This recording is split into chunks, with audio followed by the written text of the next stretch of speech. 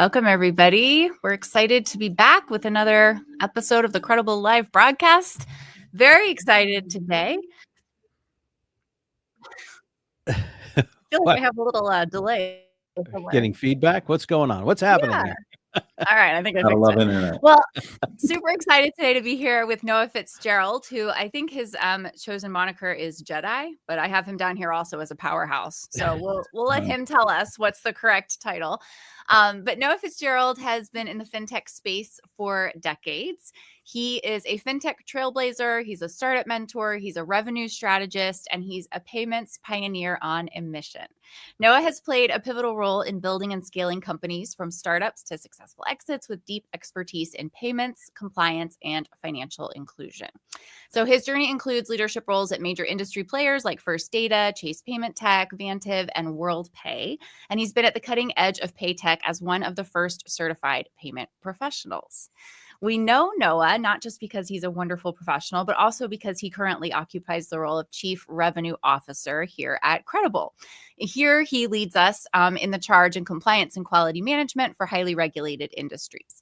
He's also a strategic advisor. He helps fintech startups scale with purpose, and he's passionate about innovation, inclusivity, and creating financial solutions that empower small businesses and overlooked communities. So what an incredible opportunity to speak with you today. We are so glad that you are on our team, and we are so glad that you are here. So welcome. I'm honored, honestly. And man, I don't know who wrote that. I think that's for my LinkedIn profile. I think I might have actually wrote a lot of that. And man, it sounds way more than I actually feel like I am most of the time. So amazing. No, you're all that and more. You're now officially incredible. So. There you go. You know, that is the moniker I've been waiting for my entire career, is being incredible. being a part of this mission and this team. I'm deeply excited for what the future is to hold here.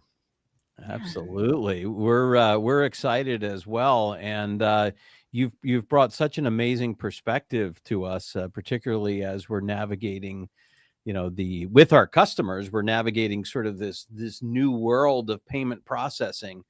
And I like to say Noah knows more about, he's forgotten more about payment processing than I know. So he's been educating me on a regular basis, and it's really been helping us to steer our products in our solutions. So, Noah, I think one of the big issues is that the game's changing, right? The game's changing with respect to payment processing in the CBD and hemp industry. And it seems like, the stakes are just getting higher, right?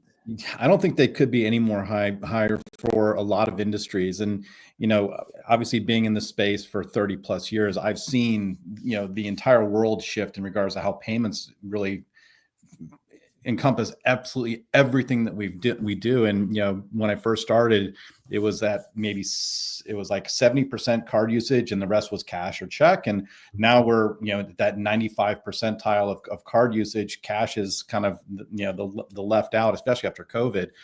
But obviously from that and the advent of the internet and marketplace commerce and, COVID again really catapulted the whole e-commerce space. The landscape has completely shifted.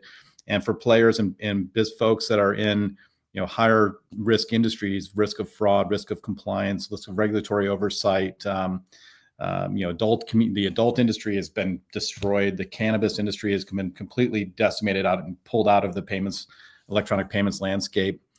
So it's a very interesting tide of shift that's happening, and more so even more recently, we're seeing some huge shifts in how these payment processors and the banks behind them are really trying to navigate this new levels of complexity as regulatory changes and shift constantly. Right. And we've actually seen some companies getting shut down. I mean, not only on the merchant side, but on the merchant processing side as well. So we're seeing more stringent documentation. We're seeing more regular audits, like, audits were maybe few and far between, but now we're seeing these become more than just every once in a while.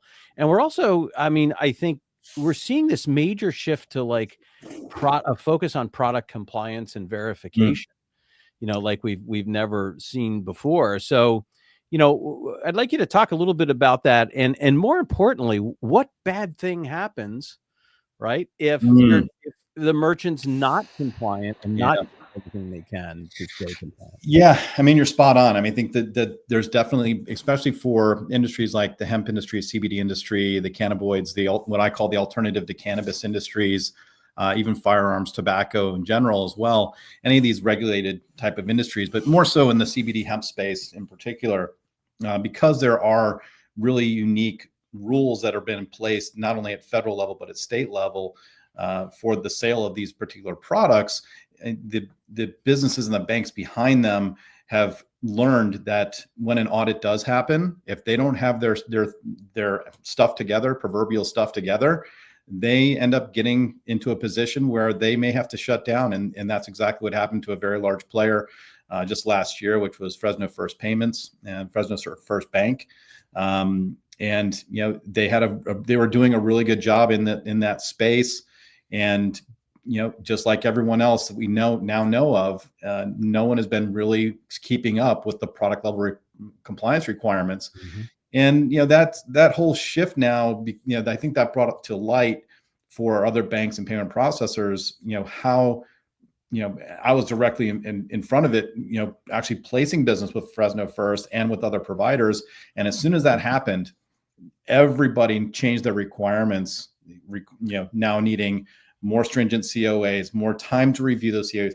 The time it takes to get a merchant account for one of these businesses as a startup is nearly impossible, and it takes weeks or months at a time to get there. But yeah, all this landscape has completely shifted, really focusing more on the product level compliance. But it goes well beyond that, Brian. Now you start not looking at the product level compliance, but the transactional compliance as well, which is a whole nother ball game that is really difficult to manage and monitor. Yeah, and a merchant could actually have their account terminated, right? Yeah, talking about the pain points of not being compliance, I mean, where does it begin? At the end, the worst thing that could possibly happen is the business itself getting shut down, and that happens by getting the payment processing pulled. So if you're a business and you're selling online or even in retail, you take the ability to take card payments away, you've just cut off your lifeblood. There is no way to actually drive income into the business unless you have cash buyers. And so what happens there is, if the bank or a regulatory body goes and does an audit to the processor, that processor cannot substantiate that the business has provided their compliance, they then do an investigation on the business itself. And if it's found that they're selling products that are not compliant or against the state or local regulations, they get put on match list, which is a MasterCard Visa product list that basically is a negative database of companies. And it's not only the company, it's also the owners that were part of that company that are also never able to get a payment processing account until they've either rectified that issue and gone through a tremendous amount of future audits, or it just generally never happens. So if you get put on that list, say goodbye to getting payment accounts in the future. And it's like the naughty list, right? You don't want to be on the naughty list. I want to be on that naughty list. Yeah, that match list is bad. And I've had, there are ways for businesses to get merchant accounts, even though they are on match. But that whole process is only done by, the kind of the gray market payment processors, and your costs are 15%, and it just gets ridiculous. So it's, but that naughty list, you should do everything possible. Every business operator should do everything possible to stay away from that. And unfortunately, a lot of the payment processors, because they're so motivated by revenue or just getting a deal done, they don't take the proper steps to ensure that the businesses are doing things properly, and can potentially jeopardize that business just because they're not going through their own steps. And they're just basically playing the numbers game of going, okay, well, we're going to turn on this business, and if we get our hands slapped, we're going to get our hands slapped and we'll shut it down.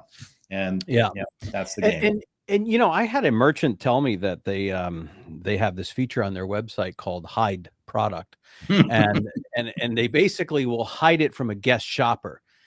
So if you're registered, like if you're a customer, you can come into the website and you can see that product. But if you're quote unquote like a merchant processor that's coming on as a guest, they believe that they can hide that. And I said, well, that's really not how it works, because a merchant processor can come on and also become a customer, buy one product, register, and now they can see everything you're doing. That's number one. Number two, you can't even hide it at the point of sale, because some of these merchant processors are doing like mystery shopping. They'll stop by a store and they'll see if the product you have in the store, not just the website, but that's on your shelves are actually approved and allowable products. And I think that brings up sort of this, you can't be like hiding from your merchant processor. You've got to get the right merchant processor that will take those products, but you have to be transparent and upfront with those merchant processors. And we've seen some pushback on that from various merchants, from pretty prominent players too. Yeah. And it's like, no, don't do that. Right. So, and the other thing that I think is changing because of the rules and regs in CBD and hemp in particular are changing dramatically. Now, add to that kratom and, alkaloids and those types of things where that's constantly evolving. It's like the product rules are going to be changing constantly. So not only do these companies have to be in compliance with the rules and regs of federal and state, but they also have to make sure they're constantly checking in with their merchant processor. And I think that that's a very healthy relationship. So we see a lot of regulatory changes, and we're expecting, a continuation of big impact, like a redefinition of hemp. I mean, when the 2024 Farm Bill, proposes, or when those changes to the Farm Bill come out, we're going to see a redefinition of a lot of different products and those types of things. I mean, you think it's so. What are your thoughts about all that? Well, I mean, listen, the point you bring up, which is really about transparency and being transparent with your payment provider. Every time I'm talking to a merchant, I'm like, think of your payment processor as your lawyer or your doctor. If you hide stuff from them, all you're doing is shooting them in the foot so that they can't actually serve you properly. Yeah. Be transparent. I don't care what you're doing or how you're doing it. Tell me so I can make sure to navigate you through the waters of the payment processing journey so that it's done right for you. Because if you don't do it right the first time, it's gonna come back and kick you in the butt. And you don't want that. But the challenge of all that is exactly what you're talking about, Brian. It's the rules change constantly. So, how are these businesses, not just the merchants themselves, but how are the payment processors managing and monitoring and keeping up with all these changes that are happening in flux on a daily basis? Yes. And that's really where, the road to being incredible it's what it's all about, is really helping the business understand that it's okay to have transparency. It's okay to have these rules. It's difficult for you to do and manage this today because there's been no technology to allow you to actually manage this stuff. It's all been human capital. And that's where the limits start showing up and creeping in, because these payment processors, there's a balance of, I've got to generate enough revenue to offset my costs for managing this, monitoring this, serving the business, and then also the risk of exposure of risk from financially, from fraud, from chargebacks, from just bad practices. All those conversations start being much smaller when you actually have some automation that can manage all that for them. Yeah. And I think it's like incredibly important to really think about your processor as a partner, not as like some pain in the butt vendor, because I don't think that the merchants really understand that these payment processors, they've got to answer to somebody. They do. And usually two or three in many cases. Right. Exactly. Yeah. So it's not like they're just, they want to make your life difficult. It's just, they want to keep the money flowing for themselves and for you. Yeah. And I think that, like you say, you shoot them in the foot, you're shooting yourself in the foot. You are 100%. So it's just crazy. But there's been a lot of innovations in fintech and payment processing. Talk a little bit about the landscape and of payment processors versus specialized, fintech companies that are making these changes and coming into the industry now. Yeah, I mean, it's payment processing is pretty difficult for most people to even try to wrap their heads around. It's like they do look at it because it's become a commoditized service because everyone does it. There's when I first started in this industry, there was 5 or 6 players, and there was really nobody else. Then started seeing Costco getting involved in payment processing, and now basically every single mobile application that you download, every social media service, everywhere you could do commerce, everything's become a fintech solution. So, there's been newer entrants like, I don't even say Square is a newer entrant, but in the landscape of payments, they are newer and they have a different model than what is traditional. And they make it really easy for people to get merchant accounts unless you're certain business types or what have you. So like CBD and hemp, they won't touch it. So, just stay away from those. So, there is the ebbs and flows of the fintech space, and these new entrants definitely create a lot of noise that makes it more difficult for people to really understand what provider they should be going with. And so you do another great point, Brian, it is a partnership. You really need, for payment processors, you're talking about your lifeblood of the business. Without your payment processor, there is no income. There's no money coming in. Just like a bank account. If you don't have a bank account, you don't have a place to put money. You can't really operate your business. There's these core providers that are absolutely critical to your business, your website provider, your compliance provider. Those are partnerships. Vendors, electric company, your utilities, your cell phone provider, those things, they're just vendors. But the payment companies, you do need to look at them as partners. And you're absolutely right. It's not just the eyes from the payment processor. They want to make your life easy, but the banks and the card brands that apply the pressure downstream is what really, why things are the way that they are. And there has to be regulations around this stuff, because we're talking about products that, consumer education is important, and you're needing to make sure that there's an understanding for the consumer, and that there's something safe for the consumer to consume, and not selling some just arbitrary, alkaloid that's going to, potentially render them unconscious or even worse. Right. So. Yeah. And I have to just have to tell this story, because when I first met you, it was like scary. It was like, sorry. No, it was like, no, like I was introduced to you by somebody we both do business with. Yeah. And she says, you got to talk to this guy, because when I talk to him, it's like I'm talking to you. And I'm like, well, what do you mean? He's like, he's got this vision, for how to really help merchants and merchant processors. And it's like, you have that same thing. And it's like, when I talked to you, I was like, yeah, have you been like in my office listening to,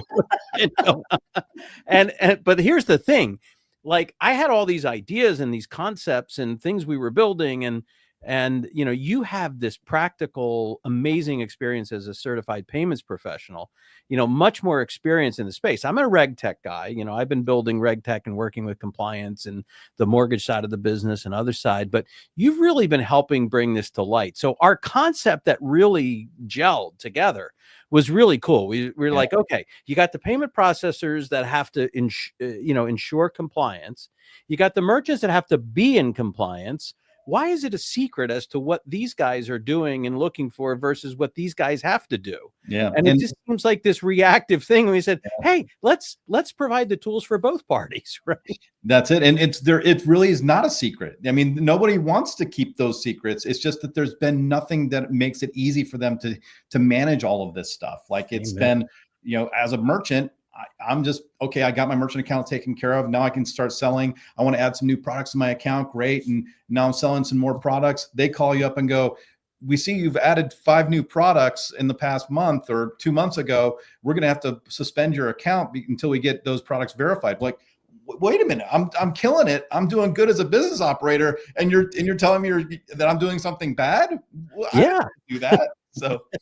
That was like what was really cool is that first of all, I didn't think I was crazy after I talked to you, and you're still crazy. Yeah, I'm still crazy, but you, because I have all these things that going through my head and all these innovations and ideas, and I'm talking to the team and they're coming up with ideas, but you've really helped us to zero in on how to make it better and to really provide a product that is going to help reduce the cost of compliance and the risk to both sides. So, it's really about this Q-verified initiative, and I'm going to let you kind of spin on that for a little bit because we share the vision and you're helping to really make that a tremendous reality in the industry. So let's talk a little bit about that Q verification and that sort of that marketplace concept.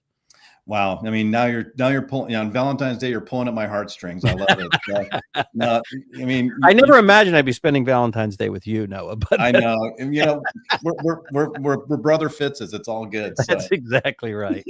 So, yeah, but no, I mean, really, and honestly, these are topics that I'm very passionate about. I'm really excited about, and, being in this payments landscape for as long as I have, and being a part of a number of different startups. And I have a very entrepreneurial mind. I'm always trying to find areas where there's gaps and help. But I also have heart and intention behind what I do. I don't want there to be a quick buck. I'm really wanting to create something that is supportive of an industry, but still be able to make revenue from it. So it's got to have a win-win-win kind of proposition for it in order for it to be justifiable for me. Now, I've seen, so many other people in this industry make just gobs and gobs of money, but it's unethical practices, and it's just the get rich quick stuff. And should I have done that? Potentially. I could have been retired and sitting my feet up in Bermuda or something, but I have to kind of be driven by my spirit and my heart. And that's this whole marketplace concept, as I was kind of seeing what was happening in the CBD and hemp space. I saw this great community that is growing by just leaps and bounds, and has been stuck in the same holes because of the financial services that are available to those businesses, because they're cannabis adjacent. Cannabis is the no of the payments industry. CBD and hemp is so closely connected there that many players and banks don't even want to touch it. But what I see as far as this whole marketplace idea is really the bringing together of all these market players, the producers, the labs, the manufacturers, the distributors, the merchants themselves, the packaging companies, the marketing companies, all of these people that because they're touching anything that says CBD or hemp, they have other rule sets that they have to manage in order to get payment processing services or financial services, because it's a faux pas kind of word, right? Mm-hmm. So this whole idea of the Q Verify, as I started learning more about what Qredible is and the vast technology that you've developed over the past couple of years, obviously, understanding what all of that is entailing, but really trying to get it to a point of where does it really the rubber meet the road, and where is the immediate need? That immediate need is in that compliance support. And how do we get to help these businesses not only manage their compliance, but make it something that's more easily attainable, not only for the entire industry, the payment processors, the insurance providers, et cetera, and the product manufacturers really work harmoniously together. Mm-hmm. So, that is where Q Verify comes into play. And what the concept is here is we do Q verified or certified products and businesses. So we utilize our technology to ensure that these businesses are going through best practices based upon industry requirements.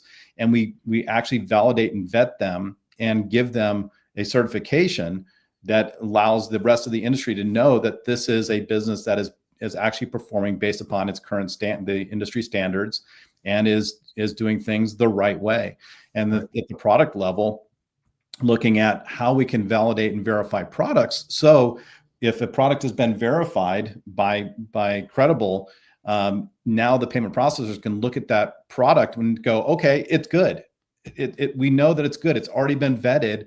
We know we trust the Qredible technology, and we're good to go to approve this product. So if it's got that stamp, great. We know it meets all the federal requirements, that the product's going to meet the labeling pack, and labeling is going to meet all the state level requirements, which is changing constantly. So, which is another piece of technology that we offer as well. So, yeah, and we know what payment processors are going to accept these types of products. So we're really bringing together the payment processors and the merchants, but providing all the tools that will plug into their e-commerce platform, Yep. for checking, the words that you're promoting, heals, cures, all that kind of stuff, but also the age gating kind of stuff, the engine that'll make sure you're not selling product where you shouldn't be selling product, or shipping product you shouldn't be shipping product to. Right. So, we have that whole e-commerce platform that'll do that, but we also have those services if you're using another e-commerce platform. Right.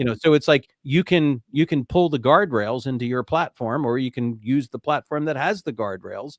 And I think I want to clear up something, because when we talk about marketplace, we're not talking about one of these places where we're in your pocket, where it's the online place where you buy and you pay for placement and you do all that. We think there's too many people in the pockets of these merchants right now, and it's already hard enough for them to make money and stay compliant. So it's really about connecting those companies through safe commerce together. And that's really where, like, you and I, we gelled on that as well, because it wasn't like, hey, let's figure out a way to make a nickel and then a dime and then a quarter every time they push this button and pay for placement. No, we want to be able to help these merchants get their merchant processing, help the merchant processors have the transparency that they need. So it's not stop and get them what they need, and everybody's in the know all the time. And even just solving the COA problem has been a huge thing for the industry and our company through My COA. Talk a little bit about that and how that's changing, the world as well.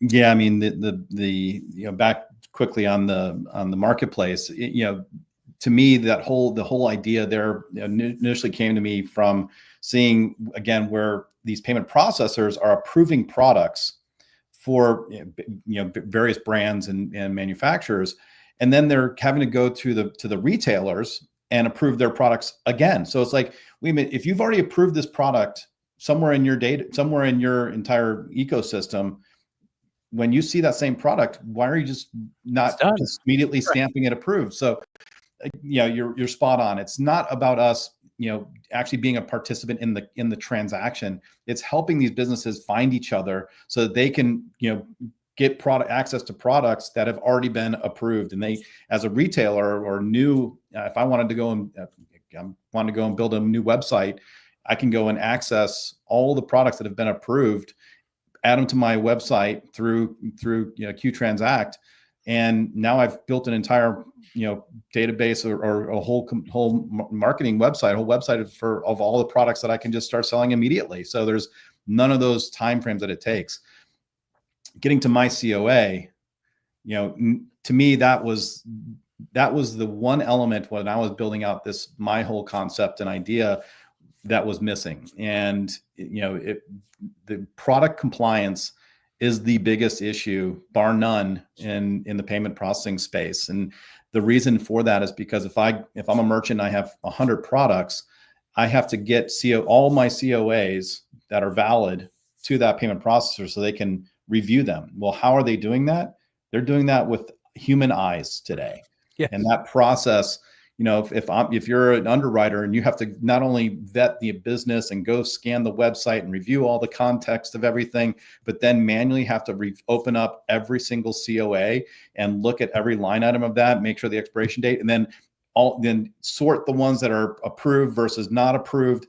That process, you're talking about hours, days, weeks, in some cases, depending on the size of the merchant. And it's just not a profitable venture. Like if you've invested, 3,000 hours or $3,000 in human capital into approving a business that you're going to make, $1,200, $2,000 a year, $3,000 a year from, it doesn't make sense. So, right. Yeah. But the merchants are having problems managing the COAs as well, because so there's been this big panic now in the industry, because the merchant processors are saying, okay, game's changing with product compliance. We need more information. We need you to cooperate here. And so distributors, for example, we've seen distributors that are just providing links to the other companies, and then you have to go to that link, and then you have to find that product, and they're saying that doesn't work anymore. To be fair to the merchants, they got a big task of trying to coordinate all this stuff. And we've seen everything from Dropbox to Google Sheets to Google Docs and, everything. And then like try to find something. I mean, when there's an audit, not if, but when, you're scrambling. So, the solution that our customers on the merchant side are very happy because, we first of all set all that up for them. We'll take it all out of the Dropbox for them. We'll organize it all in my COA. And then they have this ability to say, okay, and I'm going to publish this here. I'm going to publish that there. So they're in complete control of the management as well as who gets to see it. So it's not like, they put it in there and then the whole world gets to see it. They're still in control of the distribution, the management, and the publishing of it. And we've gotten some, we've just had people's heads spinning around, like, how did you solve this?